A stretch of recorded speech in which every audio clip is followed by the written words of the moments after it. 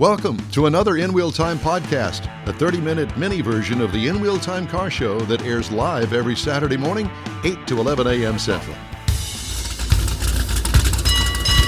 It is the In Wheel Time car talk show. More car talk, including a chat with racer Valerie Thompson. Cool. Fastest gal on two wheels.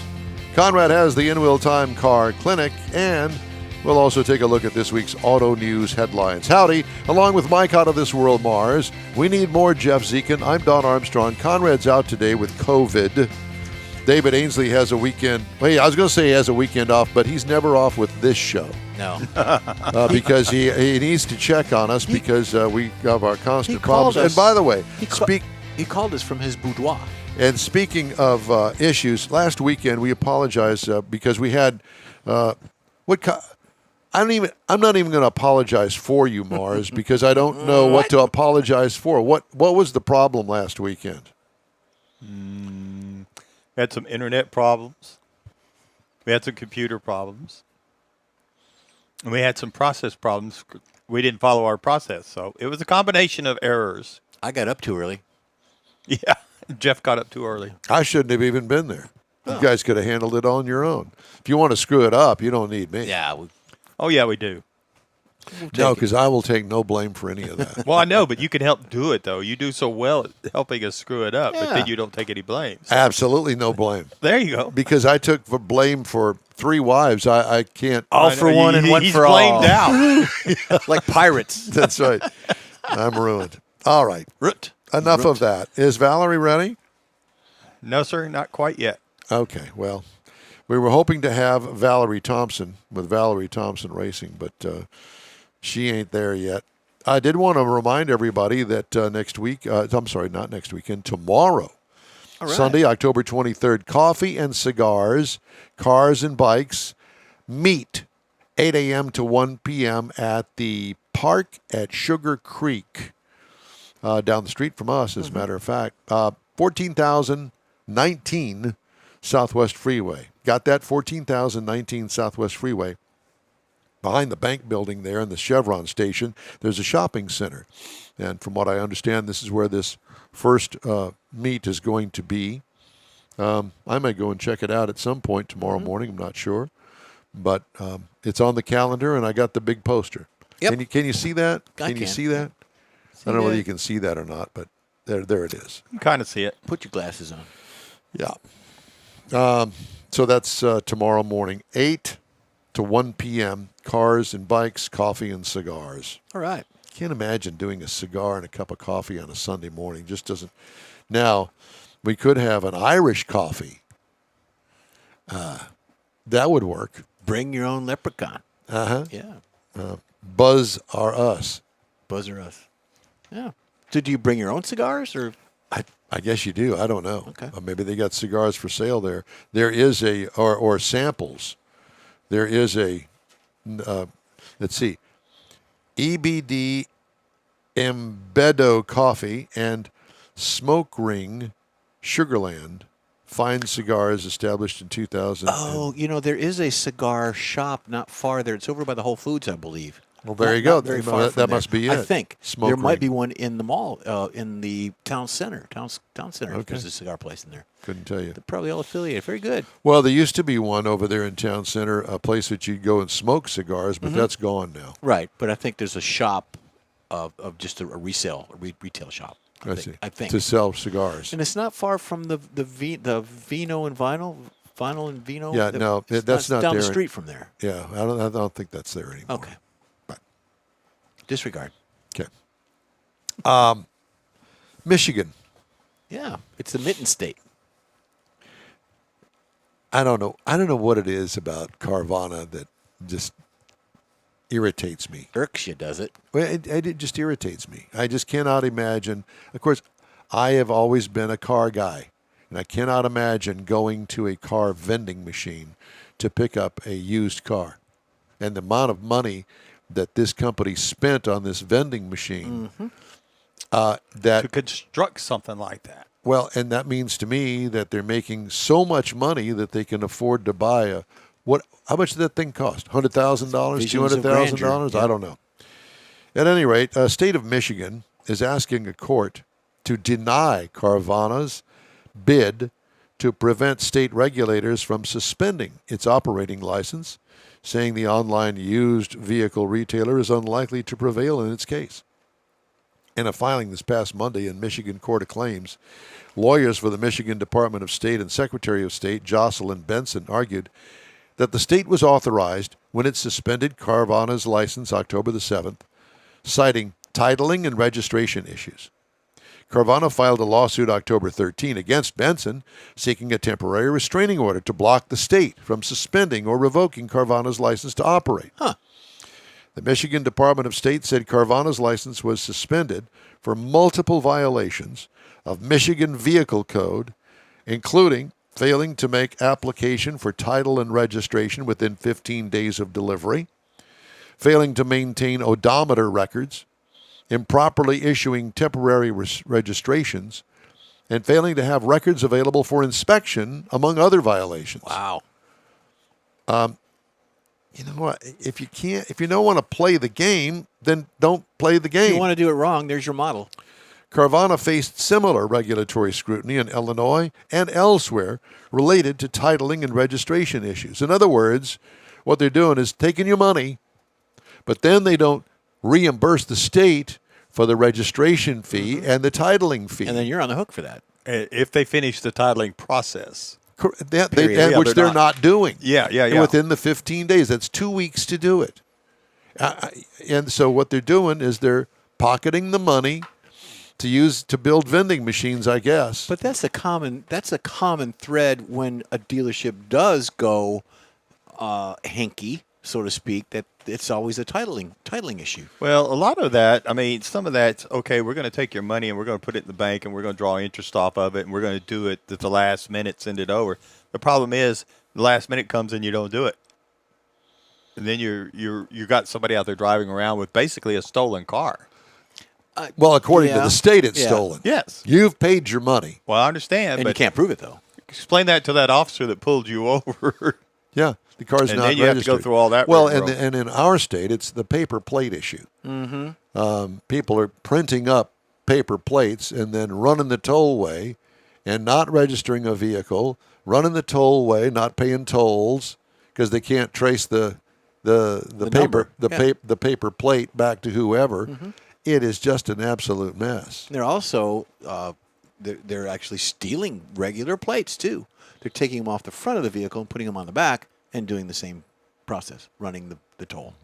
But with this company here, by not filing look, the state made the rules. All of the other dealerships in the state are living by the rules. And why can't they live by the rules? The legitimate ones. Yep. Yeah, so they should be. I don't quite understand why they want to cheat the system. Greedy. Pardon me? Greedy. Yeah, the money.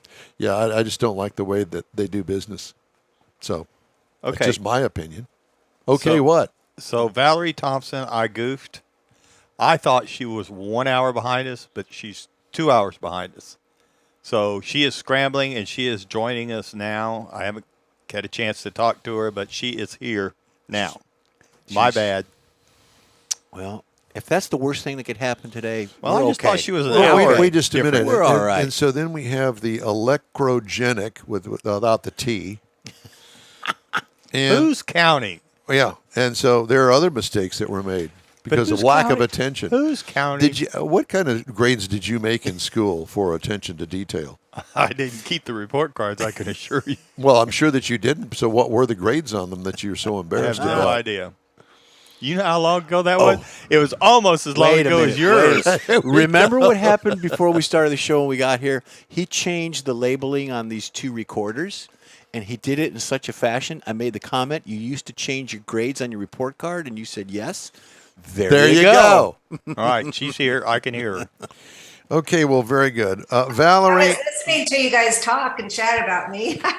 Valerie, we're sorry that, we were just, actually, this is really kind of about Mars and screwing it up. And apparently he did with you, and it's 2 hours behind, so I assume that you're going to be on the left coast somewhere over there in the Western time zone.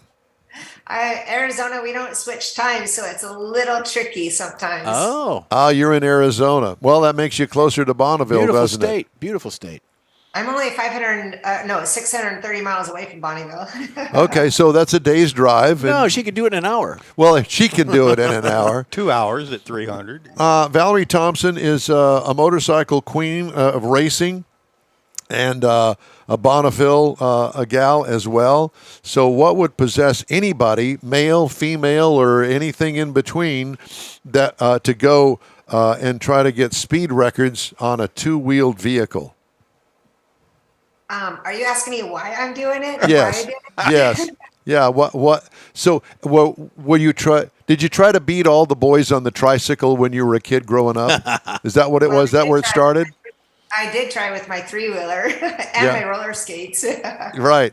And so apparently that's something that you've brought with you through the years, and now it's manifested into probably a very expensive venture to get on Bonneville and go fast. It sure is. It's expensive, and you sure don't squeeze any change out of it. That's for sure. What's the fastest that you've been on a two-wheeled vehicle? 328 miles per hour, Whoa. .467. I have to add the 467 in there because it is important. Yeah. Is that a record? It is a record in Australia where I set it, and yeah. So Yeah. And you got rained out this year in Bonneville, right? Have you ever fallen off of a motorcycle going really fast? well, I did have a little slight accident at the Australian Lake Gardner event where I did crash the motorcycle streamliner, which was the Bub 7. I crashed that at 363 miles per hour and Whoa. got to walk away and live and talk to you about it. Wow. Well, that's the thing that I'm going, no, I'm good. But you Yeah, obviously are pushing the edge, and you're a very brave female that I'm going, wow. Well, she's got a lot more than most guys or anybody Oh, that I know of. yeah. But even in a car going that fast, I can't even imagine. Well, I've converted from 2 wheels to 4 wheels, and I never thought I would convert to a 4-wheel vehicle, but I am, and I've been racing the Target 550 car Streamliner, which has 2 Dodge Hemi engines.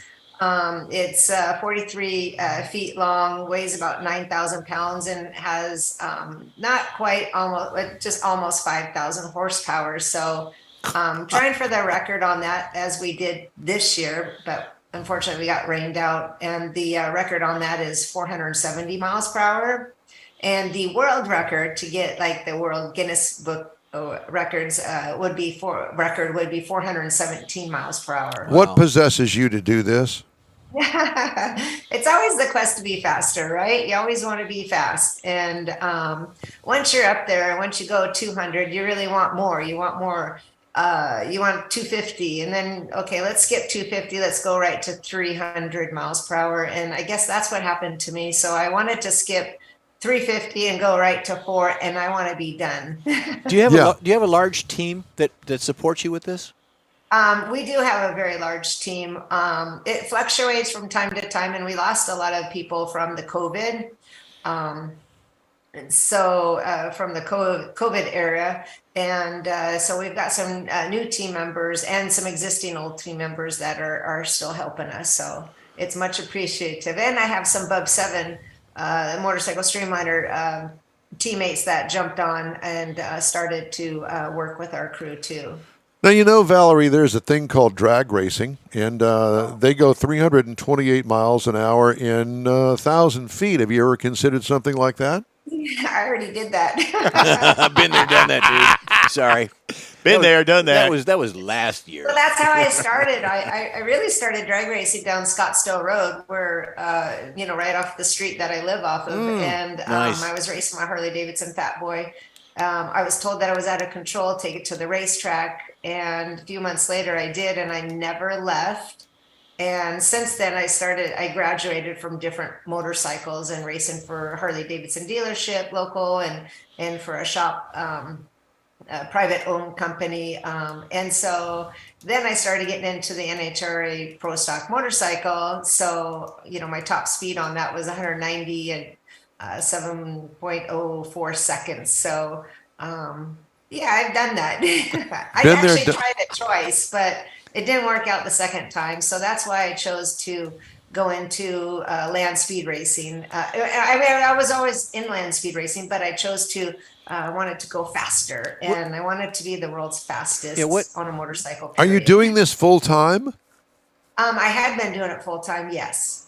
Wow. What do you prefer, the Bonneville in the States or the Australian runs? Which do you prefer? Which is better for you? Well, they're both great. Here, unfortunately, in Utah, at the Bonneville Salt Flats, it's not always predictable. You could be like we did. Oh, there's a cute dog. We had tech inspection. We had the whole entire pit set up, and we were ready to go racing the next day. Unfortunately, the rain came and washed us away. So we weren't allowed to be back on the race course until the rain, until the water started to evaporate. But that didn't really help. So at the Australian Salt Flats, it is a very prestige environment, and you get a lot of racetrack there. You get about 11 miles. Wow. And it is one of the hardest places to get to. And that's why it's so prestigious out there, because it's literally 2.5 hours to get there. And there is absolutely no cell phone coverage whatsoever. So it really takes special dedicated people to go out there because it is you could have a flat tire, you could have car problems, and there is absolutely nobody out there to kind of help you. Wow. For all that. Is it a salt flat also? It's a salt flats. Yes, there's 3 places in the world to do the land speed racing on the salt, and that's in Bolivia, which I've never been. One day I'll go there, and Australia at Lake Gardner, and then that's South Australia, and then at the Bonneville Salt Flats in Wendover, Utah. Oh. So I've read, I've never been there, unfortunately, but I've read that the salt flat's not really necessarily smooth all the time. Yeah, it can be a little hairy, especially, they provide the crew, the volunteer crew, they provide the racetrack, they groom it. Oh, okay. Beam, and they go up and down the racetrack, and they can only go at slow speeds because there is a technique to grooming the racetrack. So it is countless hours. It's very hot out there. Got to be careful so you don't run out of gas, because there's no gas station out there, but you can go in town to get gas. 2.5 hours away. It takes very special people to do those racetracks and groom up for us. Okay, Wow.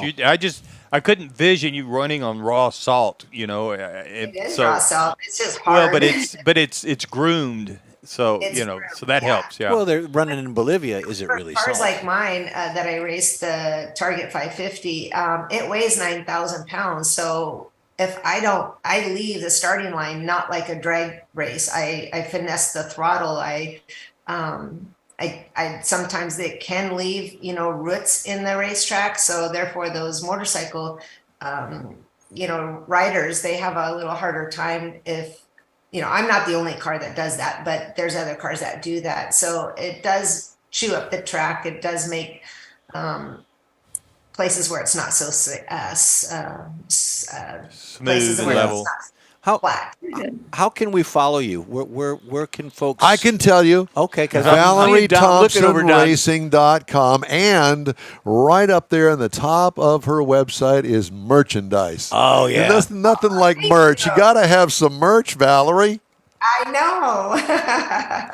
I'm working on updating my website with all my merchandise, and my hats and my shirts are my favorite. So help a girl out. There you go. Christmas right. is coming too, so it'd be great Yes. Christmas stocking stuffers. There you go. That's it. Well, it's great to talk to you. Thank you so much for joining us today on the Scramble. I'm so sorry that I wasn't on time. I was like, I'm not missing it this time because of the last episode, but I'm really sorry. No, don't apologize. We'll take it on that. I'll make sure from now on I say I am in Arizona, so check your time. It won't matter. He doesn't pay attention. Well, thank you so much. Again, it's an honor to talk to you. Be safe as you can, going fast, Yep. and we'll be keeping up with you. And call us anytime you got any news. Be sure and get us on. Yeah, and we I sure will. And thank you for your time and patience. I and appreciate it. we posted a link to your page on our Facebook page too. Yeah. So Thank you again, Valerie. Thank you. Bye. Valerie Thompson. Very cool. Yeah. I couldn't do that. And it's truly an amazing feat. 348 I've been told I miles drive an like hour. an old man. Yeah, well, because you are. Well, that's true. Yeah. Hey, Well, we'd love to hear from you. Just shoot us an email. The address is info@inwheeltime.com. Do we have Konrad? yes, sir. Ta-da! Okay, well, He's muted, but we have him. Yeah, and Konrad, you're not as good looking as Valerie Thompson. Yeah, but, absolutely not. But it's so good to see you, and Yeah. we hope that you're recovering well from your COVID thing that you refuse Nor to am take. I nearly as fast as she is. Yeah, Holy cow. But I'll bet you she's had a COVID shot and hasn't had COVID Yeah. because of the well, shot. to get in and out of Australia, I think so. Yeah. Well, at the speed she goes, COVID would have a hard time catching up. So how with did her. that non-shot person work for you? Huh? Oh, it's I believe it to be quite a mild case, and I'm feeling much better. Still running a little bit of a low grade temp, but I'll be good. Well, change, good. Change your thermostat. All right. So you're going to be here with us next week? At this point, yes. Okay, very good. All right, time now for Konrad's Car Clinic, and I was thinking, well, Jeff's going to do it, but that's No. not Konrad. So let's just get Konrad on the Zoom. Thank you. So, what's your car smoking? Different colors. Wait a minute. exhaust Oh, smoke. wait a minute, because I pre-read this. I have a lot of answers for this. but I'm they're sure not you do. Car related. We'll let him do it today. Go ahead. I'm sorry. Different colors of exhaust smoke mean different things on the car. No one wants to see smoke coming from their exhaust, but the color of the smoke is an indication of what may be wrong. What causes blue smoke? Blue smoke generally appears because of oil.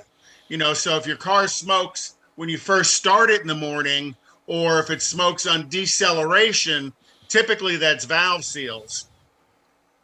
But blue smoke indicates you're burning engine oil. Not taking care of maintenance issues can cause oil burning.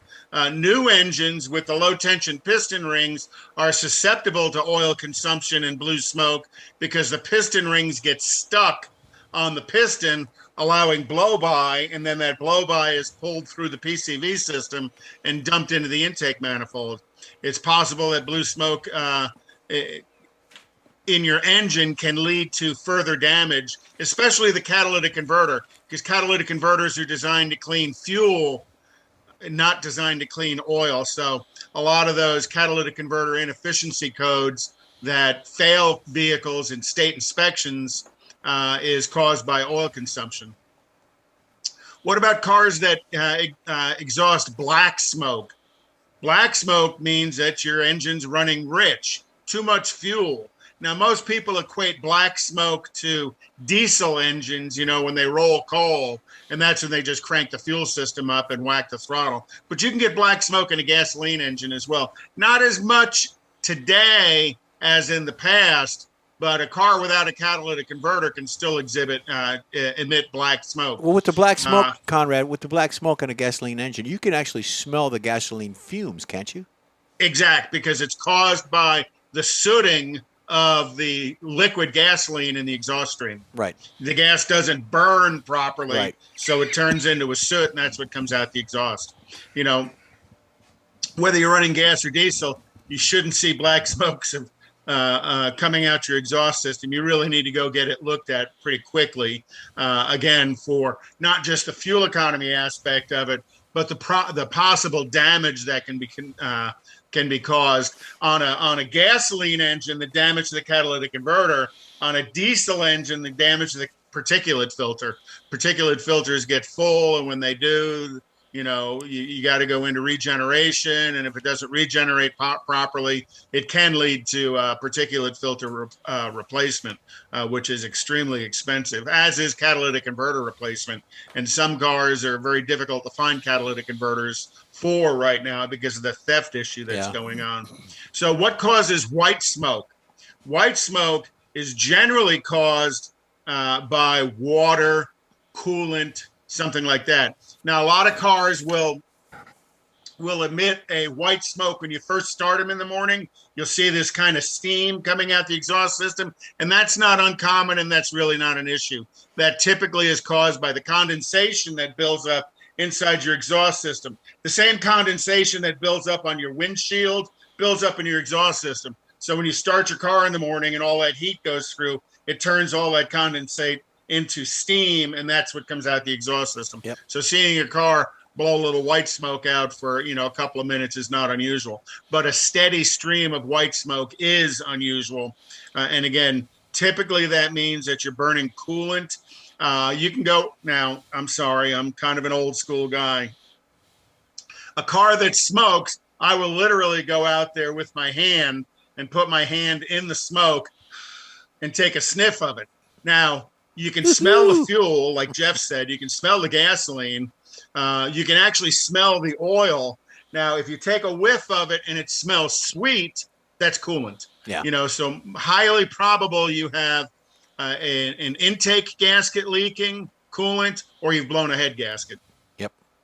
So again, that's something you need to get addressed relatively Well, you quick. can verify that also, Konrad, by just opening up the radiator cap to see if it's a milky color or through your collection reservoir.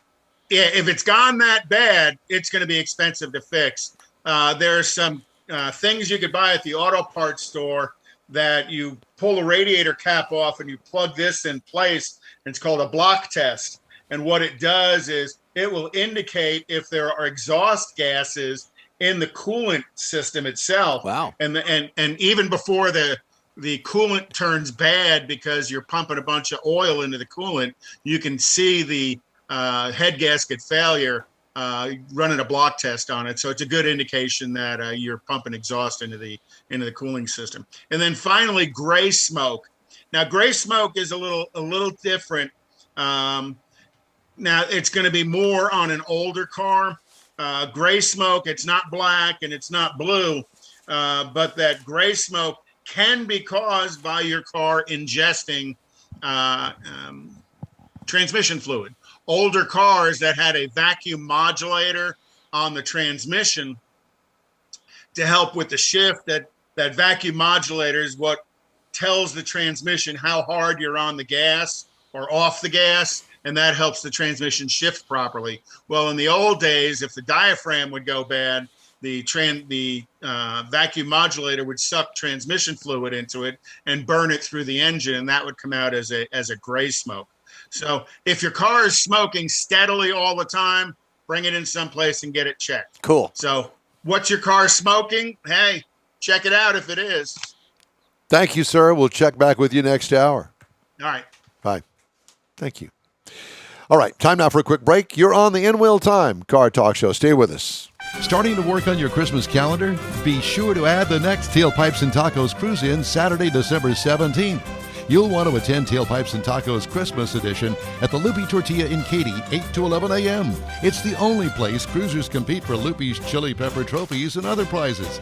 There's no charge to enter your vehicle for Best Hot Rod, Best Classic, or Best Modern Classic.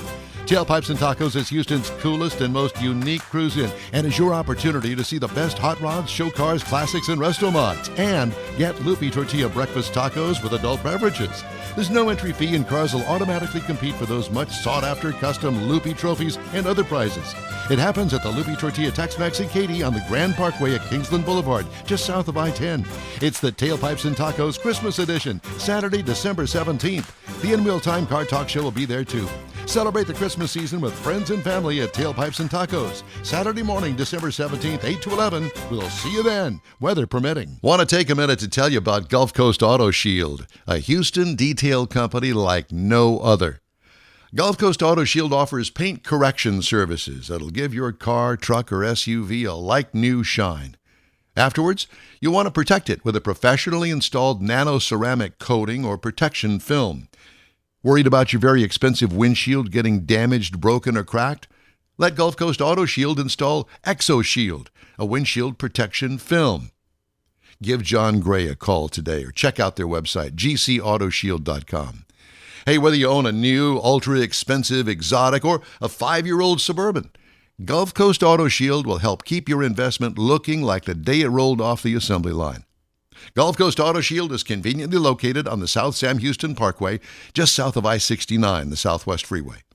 Meet the staff and check out all of their services online right now at gcautoshield.com.